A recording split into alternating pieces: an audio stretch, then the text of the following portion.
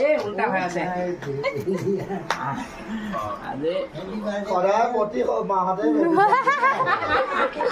এইটো এনেকে উল্টা হৈছে কলিজা চাওঁ এইটো উল্টা হৈছে এনেকে এনেকে মই ধৰি দিম মই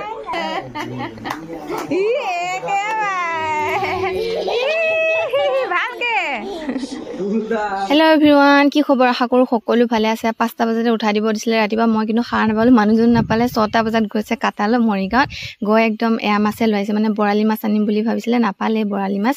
তাৰপিছত এইখিনি গাঁৱৰ মাছ আকৌ ঘৰৰ পুখুৰী জাল পাতি থৈছিলে, মৰিলে চাওকচোন। সেইফালে ধুনীয়াকৈ গোটেইখিনি মাছ লৈ এইফালে মানুহজনে একদম বচাত লাগি গৈছে, সেইটো কাৰণে ভাল আৰু চব কৰি ধৰি দিয়ে।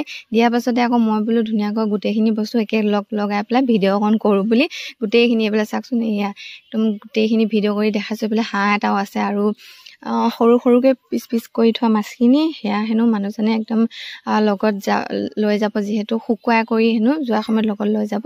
তো ধুনীয়াকৈ এইফালে আপোনালোকক দেখাই দিলোঁ গোটেই সোপা বনোৱাহে কথা আৰু এতিয়া। তাৰপিছত এয়া দিনৰ ভাত সাজৰহে যোগাৰ দেই। এইফালে ধুনীয়াকৈ মই ভাতখিনি বনাই হৈছেগৈ, আৰু বনাই হোৱাৰ পাছতে ইয়াতে আকৌ জুইখিনিতে আকৌ দালি বহাই দিব লাগিব। মানে আৰু মই গোটেইখিনি কাম কৰিব নোৱাৰোঁ যিহেতু, সেইটো কাৰণে বেলেগ কামো আছে থকাৰ কাৰণে এইফালে মই বোলো অমিতাখিনিকে মাইক কাটি দিওঁ।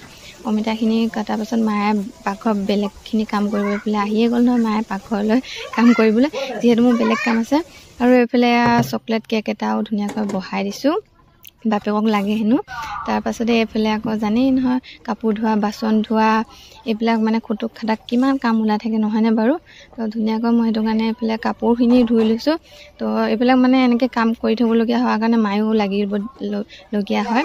এইফালে দেখিলে নহয়, সেইটো কাৰণে মায়ো মানে পাকঘৰত কাম কৰিবলগীয়া হয় দেই। তাৰপাছতে ৰাতি হৈ গ'লগৈ, একদম কেক কটা পৰ্ব আহি গ'ল, মানে বাপেকৰ কথা আৰু বাৰ্থডেত কেক কাটিব নাপালে শুনো, এতিয়া এয়া কেক কাটিছে চাওকচোন। মই বোলো বাৰ্থডেত কিয় নাহিলা, এতিয়ানো কিয় আহিলা, কৈছে বোলে ছোৱালীক পূজা চুৱাব লাগিব নহয়। তো সেয়া আৰু কথা তেনেকৈ এইফালে কেক কটা হৈ গ'ল।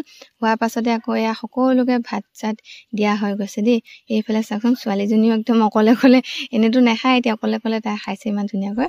তাৰপাছতে এইফালে আমাৰো পাল নহয় জানো, আমিওতো খাব লাগিব ধুনীয়াকৈ। আমিও এইফালে সোৱাদ একদম লাগি গৈছোঁ, বহি লৈছোঁ, মজাছে খাই লৈছোঁ।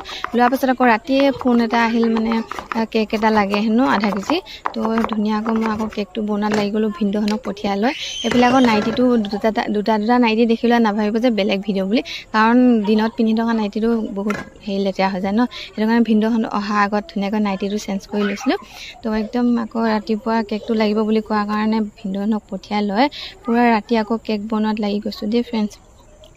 আৰু আপোনালোকে কাৰোবাক কেক চেক লাগিলে কমেণ্ট কৰিব, জনাব, ধুনীয়াকৈ মই বনাই দিম আপোনালোকক কেক। আৰু আজি ভিডিঅ'টো কেনেকুৱা পালে আপোনালোকে কমেণ্ট এটা কৰি নিশ্চয় জনাব বুলি আশা ৰাখিলোঁ। ভাল লাগিলে লাইক কমেণ্ট শ্বেয়াৰ কৰি দিব দেই। আৰু আজিলৈ আহিছোঁ দিয়ক, বাই বাই।